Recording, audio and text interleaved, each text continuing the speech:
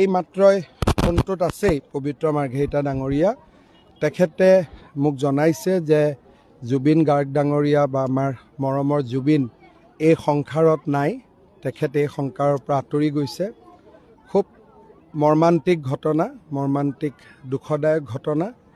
আজি আমি বিজেপি দলে গধূলিও আমি নিৰ্বাচনী প্ৰচাৰ নকৰোঁ।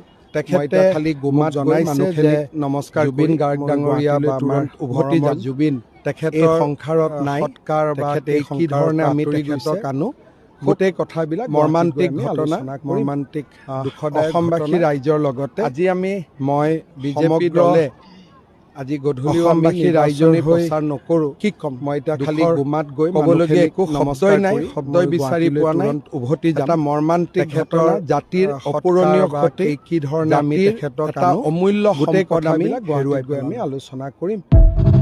অসমবাসী ৰাইজৰ লগতে মই সমগ্ৰ অসমবাসী ৰাইজৰ হৈ কি ক'ম, দুখৰ ক'বলগীয়া একো শব্দই নাই, শব্দই বিচাৰি পোৱা নাই। এটা মৰ্মান্তিক ঘটনা, জাতিৰ অপূৰণীয় ক্ষতি, জাতিৰ এটা অমূল্য সম্পদ আমি হেৰুৱাই পেলালোঁ।